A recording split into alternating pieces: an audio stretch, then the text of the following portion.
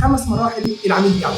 اول مرحله معانا وهي مرحله الاويرنس. يعني ايه اويرنس؟ العميل قبل ما يبدا ياخد قرار بالشراء معاك لازم يعرفك ويتوعى بالبراند بتاعك، لازم يعرف انت مين، بتقدم ايه، بتعمل ايه خدماتك، ايه معلوماتك. 2 الكونسيدريشن، الاهتمام. العميل لازم يحس ان انت البراند المختار اللي هيبدا يشتري منه او هيبدا ياخد معاه الاكشن الفعلي. 3 الكونفرجن، وهو اهم مرحله العميل بياخدها معانا، وهي مرحله الاكشن او مرحله الشراء. خلاص العميل استقر على البراند بتاعك وابتدى ياخد الاكشن معاك بعمليه الشراء. 4 وهي اهم مرحله معانا، وهو كسب الولاء او اللويالتي. ما معنى اللويالتي؟ وهي عباره عن ان العميل بينتمي ليك.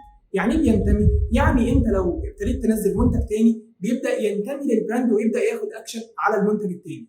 لو منزل اوفر، ديسكاونت، عرض، اي كومبيتيشن، اي حاجه ليها علاقه بالانجيجمنت كونتنت، العميل بيبدا ياخد اكشن معاك فعلي. 5 مرحله والمرحله الاخيره وهي الادفاكسي.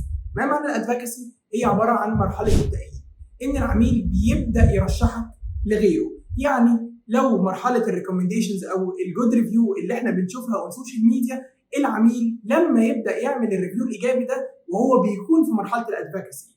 الكونسيومر جيرني او رحله العميل مع البراند بتاعك بتبدا من مرحله الاويرنس انه يعرفك، وبتنتهي لمرحله الماركتير انه بيبدا يسوق لك. ودي كانت